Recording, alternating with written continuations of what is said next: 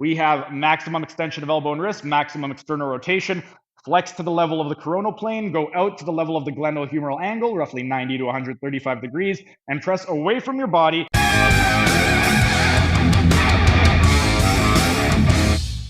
And while we were resting, let's continue with our exercise demonstration for exercises to help decompress the spinal column. Right now, I'm going to be demonstrating the T9-T10 ELDOA. The purpose of this exercise is to create space between the T8 and the T9 and T10 vertebra. With regard to the T10 and T9 nerve roots, if there's any compression, this can affect your spinal extension, flexion, rotation, lateral flexion, as well as elevation and depression of the rib cage and inspiration and expiration. The nerve plexus that is most likely going to be affected is going to be the sympathetic plexus, and the nerve that is most likely going to be affected is going to be the intercostal nerve. This can manifest as weakness in the rectus abdominis, the external obliques, and the internal obliques, as well as the transverse abdominis, and you may also experience pain or paresthesia in the lower abdominals, the lower thorax, the epigastric area, and the umbilical area. With regard to the actual exercise, this is going to be another unilateral exercise, meaning we would perform it on both sides, and we are going to be in a seated position.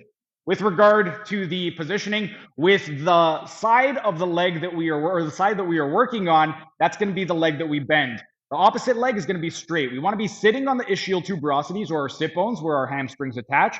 And then we want maximum extension of the knee. We want dorsiflexion, and we want pseudo-inversion. Pseudo-inversion means we're doing dorsiflexion and inversion by pointing the sole in. And then at the coxofemoral joint, we want maximum medial rotation by turning that hip inward.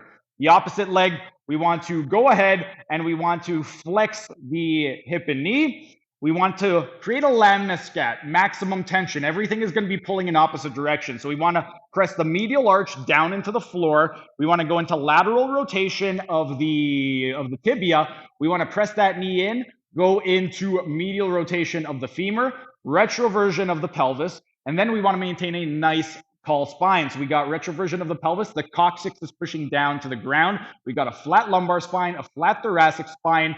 Our chin, we want to go into retropulsion of the cervical spine by tucking that chin in. The crown of the head is pushing up toward the sky with our eyes looking down at the floor to put the dura mater under tension. With the side of the non-working limb, we're just going to rest it on our thigh. And then for the side that we are actually working on, we're going to go into maximum extension of elbow and wrist, maximum external rotation. Bring the arm to the level of the coronal plane and then go out to the glenohumeral angle. It's going to be anywhere from 90 to 135 degrees depending on the person's morphology. Typically for the average person, when the palm is at the level of your forehead or slightly higher, that's roughly going to be the level of the glenohumeral angle. And with the palm, we're pressing away from the body. Just to recap everything, we got retroversion of the pelvis. We're sitting on the ischial tuberosities. We've got maximum extension of the knee, dorsiflexion, inversion, medial rotation.